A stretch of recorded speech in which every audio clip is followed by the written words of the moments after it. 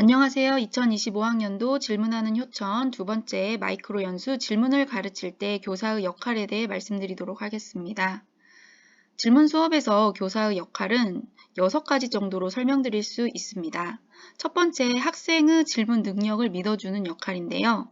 학생이 질문하면 학생 질문입니다. 질문은 모르는 것을 묻는 것이죠. 교사는 학생에게 질문을 할 때 어느 정도 의도된 목적을 가지고서 질문을 하기 때문에 우리는 발문이라고 합니다. 그것이 아니라 학생이 질문할 수 있도록, 스스로 질문할 수 있도록 지원해주는 역할을 교사가 해주시면 됩니다.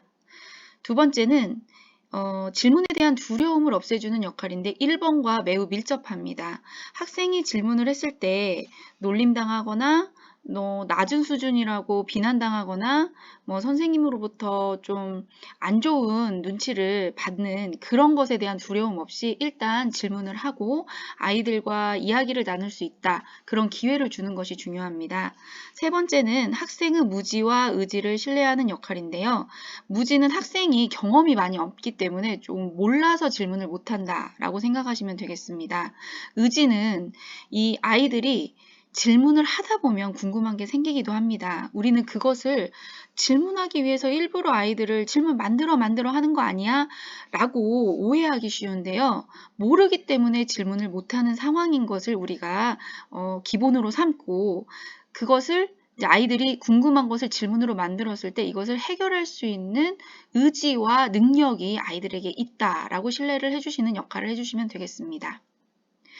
다음은 질문 초점을 제공하는 것인데요. 이것은 좀 어려운 개념이기 때문에 전학공 등을 통해서 더 깊이 공부하겠습니다. 간단히 말씀드리면 질문하기 좋은 형태로 학습 주제나 목표 등을 좀 세분화하고 개념어 형태로 아이들에게 던져주셔야 됩니다. 선생님들이 흔히 아이들의 어떤 사고를 자극하기 위해서 질문의 형태로 학생들한테 말을 하거든요. 그러면 아이들은 질문이 아니라 답을 해요. 선생님이 질문을 하면은 답을 찾으려고 하지 내가 질문을 만들어야지 이렇게는 안 하거든요. 그래서 질문 초점의 형태를 이제 선생님도 공부를 하셔서 제공을 하고 다섯 번째는 이 질문을 함께 해결하고 난 다음의 계획. 예를 들면 우리는 글쓰기를 할 거야, 토론을 할 거야, 역할극을 한번 해볼 거야, 책을 만들어 볼 거야. 이 질문을 하고 나면은 어떤 문제 상황이 해결되고 우리가 무엇을 할 것인지를 준비해 놨다가 아이들에게 말해 주시면 훨씬 더 동기부여가 됩니다. 마지막으로 좋은 질문으로 함께 변화시키기는 처음부터 좋은 질문은 없어요. 좀 나쁜 조건을 가지고 있는 질문이라 할지라도 선생님과 친구들이 함께 내 질문을 개선해서 좋은 질문으로 만들어가는구나 그런 경험을 해주시게 기회를 제공하면 좋을 것 같습니다. 다음은 질문 수업에서 교사가 꼭 알고 있어야 하는 내용에 대해서 말씀드리겠습니다. 먼저 핵심 질문이라는 용어를 익숙해지셔야 되는데요. 이 핵심 질문은 단원에서는 그 단원에서 가장 큰 질문, 전이성이 높은 질문이라고 볼 수 있고 또 다른 층위에서는 인간은 무엇인가, 삶은 어떻게 살아가야 되는가처럼 정말 인류를 꿰뚫는 그런 질문일 수도 있어요. 그러니까 그 두 가지 질문이 혼재되어 있다라고 생각을 하시고 다음 설명을 들으시겠습니다. 첫 번째, 지속적인 사고와 탐구를 자극하는 질문입니다. 단발적으로 끝나는 사실관계를 확인하는 질문이 아니라 사고를 요하고 탐구하면 제가 첫 시간에 조사를 해야 된다. 탐구와 조사 활동은 짝꿍이다 라고 말씀드렸죠. 조사를 하지 않으면 정보를 탐색하지 않으면 해결이 안 되는 것을 탐구라고 생각하시면 되는데 이것을 자극하고 두 번째는 이 질문을 하고 나면 혹은 해결하고 나면 더 많은 질문이 따라와요. 그런 질문이 핵심 질문이다. 또 토론과 논쟁으로 이어짐. 그러니까 단순하지가 않죠, 답이. 그러니까 계속 많은 쟁점을 가지고서 토론도 할 수 있고 논쟁으로 이어질 수 있는 질문이 핵심 질문의 조건이고요. 다음으로는 해당 단원에서 굉장히 많이 반복되는 질문을 핵심 질문으로 보시면 되겠습니다. 이건 수업 상황이고요. 타당한 근거와 증거가 요구되는 질문이고 이 대답은 이해의 깊이에 따라서 바뀔 수 있는 질문이 핵심 질문이기도 합니다.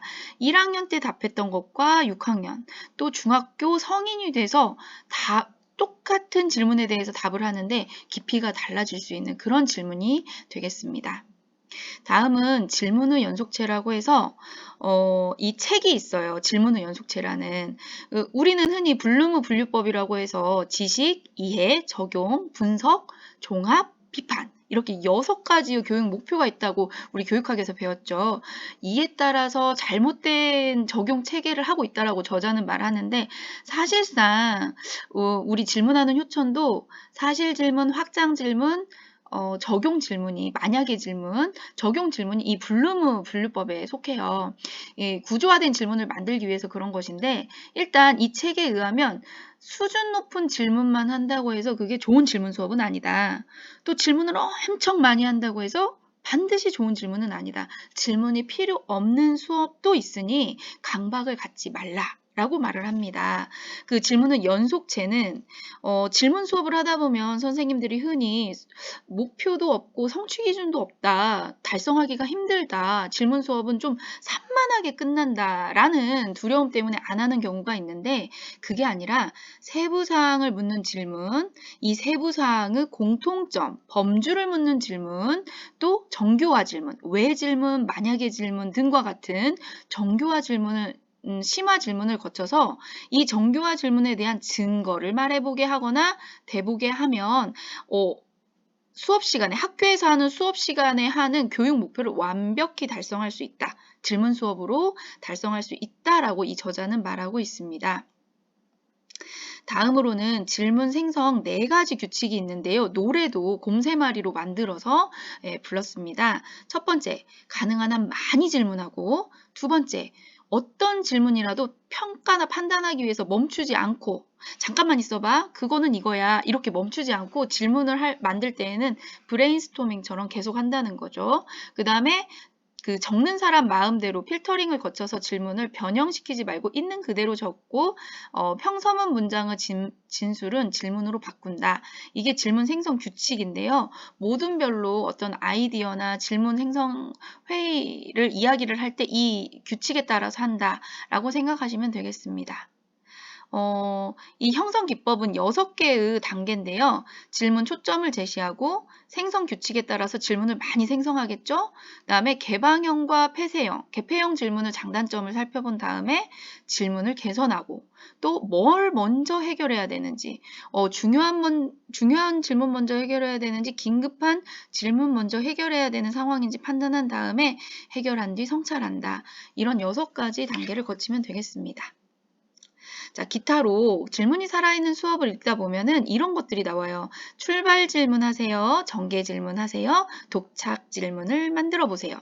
선생님이 만들라는 거거든요. 사실은 우리 학교에선 이 자체를 아이들이 만드는 게 목표입니다. 하지만 선생님들도 만드실 수 있겠죠? 출발 질문, 수업 시작할 때는 흥미로운 질문을 선생님께서 던지시고 우리는 아이들이 하게 하고 전개 질문에서는 그 교육 차시 목표에 해당하는 수렴적 질문을 하게 한 다음에 도착 지점에 가서는 왜나 만약에나 어떻게 해당하는 심화 질문, 발산 질문을 만들게 하라는 것이죠. 그 다음에 마지막으로 중요한 질문을 선택하게 하는 능력, 아이들이 기르게 선생님들이 기회를 많이 주셨으면 합니다. 이상으로 이 강 질문을 가르칠 때 교사의 역할에 대해 마치도록 하겠습니다. 감사합니다.